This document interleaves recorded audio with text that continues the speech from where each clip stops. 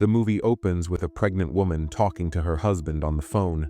Since the director never gives her a name, we'll just call her the girl. She sounds worried because the city has been flooded for days.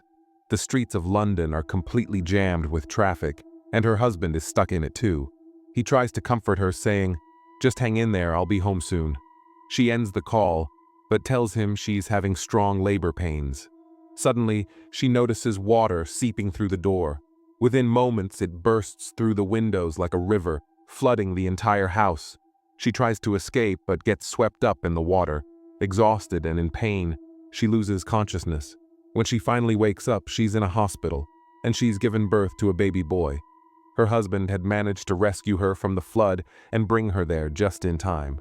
Overwhelmed with joy, the couple looks at their newborn son when a doctor approaches and says they'll need to name the baby and leave soon, since the hospital is overcrowded due to the flood.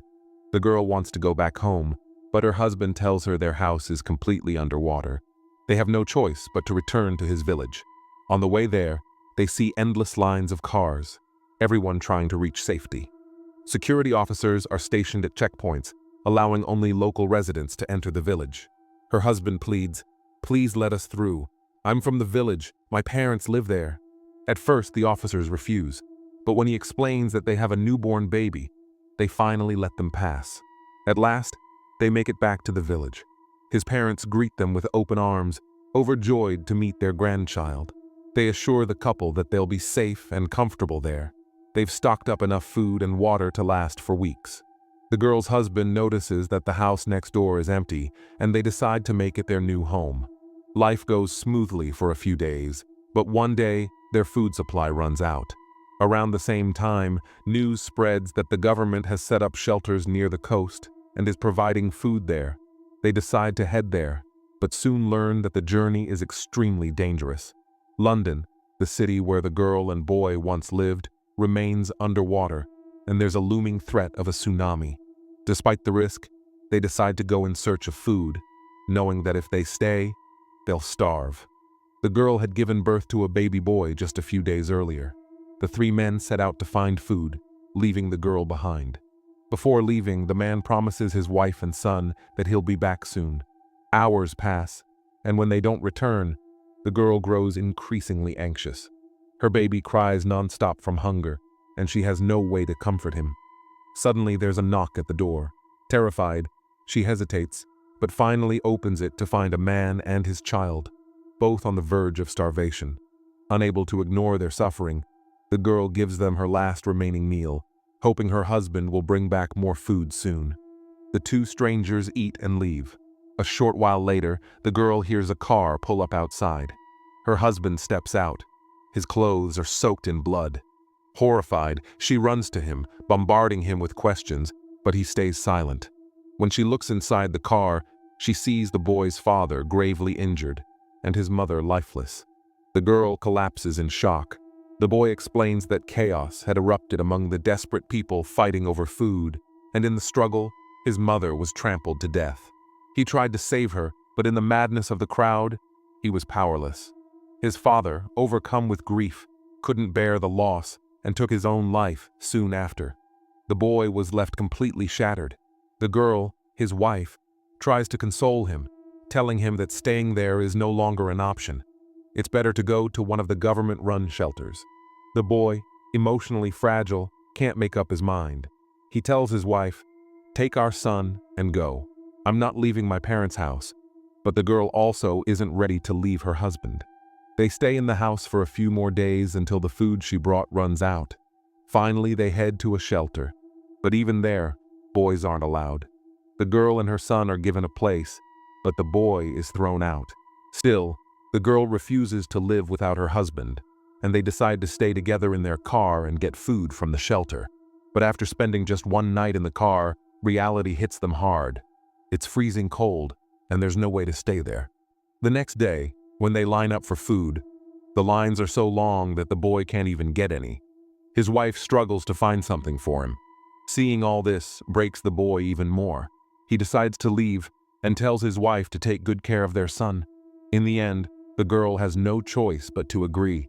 She's a mother first. After her husband leaves, life at the shelter becomes miserable. Even surrounded by people, she feels completely alone. Then she meets Na, a woman with a 5-month-old baby.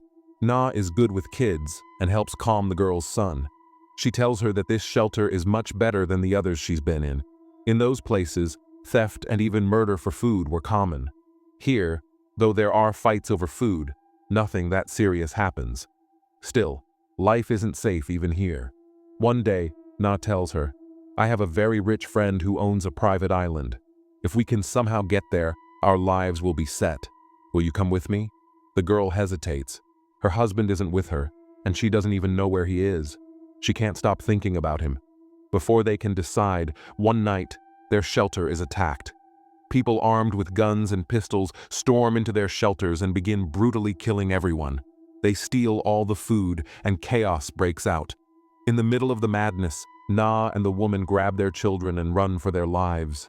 After walking for a long distance, they finally manage to get a ride. But the man who gave them the lift was rude and abandoned them halfway. The woman was now worried about how her husband would find their shelter if he came back. Still, she encouraged herself to stay strong. She said, "If you've already taken this step, you must keep going with determination. Survival is the most important thing.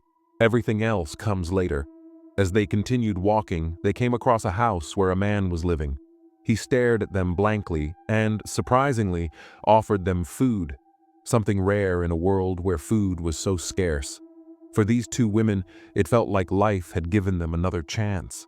The three of them sat together around a fire, talking and sharing their stories. The girl's story was the most heartbreaking. Her entire family had died when a bridge collapsed during a flood. She was the only one who survived. The next morning, when they woke up, the boy was gone, but he had left a note for them saying that if they went north, they would find boats that could take them to their destination. It was like hearing they'd been given a new life. They hurried to the shore on that side and waited all day, but no boat arrived. Just as their hope was fading, they saw one approaching from afar. Seeing it come closer filled them with joy. They quickly boarded it, relieved and happy. At last, Na was on her way to her friend's island. Fortunately, her friend didn't betray her. Instead, she welcomed them warmly. For the first time in ages, they ate a proper meal and finally slept peacefully that night. Yet, deep inside, the woman felt an emptiness. She missed her husband terribly. It felt as though her world had fallen apart. Her family was gone, and she would never see him again. Days turned into months. Her son grew a little older, but she couldn't escape her sorrow. An elderly woman there, her friend's mother, noticed the sadness hidden in her heart. One day, she came and sat beside her. They told her, "Listen, dear, if you keep holding on to your past, how will you be able to build your present and future? Look, you have a son. You have to move forward for him too. You have to be strong." The girl listened quietly without saying a word. After a long moment of thought, when she returned, a strange kind of courage seemed to awaken inside her. She had made up her mind. She was going back home. Everyone thought her decision was crazy and tried to stop her, but she was determined. Na even started crying. She couldn't imagine life without her. But the girl hugged Na and said, "If you feel you can't live without me, think of it the same way. I can't live without you either. But I've made my decision." Then her friend, Mom, helped her and put her on a boat. The journey wasn't easy. At first, she traveled a long distance by boat, but the boat left her behind in the middle of a jungle. She had to cross the jungle all alone with her small child. She soon ran out of food and had to eat leaves to keep herself warm and even hunt wild animals to survive. After enduring everything, she finally reached the edge of the jungle, where she realized the strength within her. There, she stole a couple's car, escaped, and eventually reached London. But her city, her home, was completely destroyed, lifeless, flooded with water everywhere. Still, she decided to start a new life from there because she believed her husband would one day come looking for her. Soon, she heard some movement nearby. Luck and destiny were finally on her side. Her husband had also come there searching for her. They met again in that same place. It was her courage that brought them back together. Without it, they might never have found each other. Now, They were ready to begin a new life together in a place where everyone else's lives had ended. And the movie ends there, with the two of them finally reunited. And with that, the movie ends. Hope you enjoyed the story. If you did, don't forget to subscribe to the channel.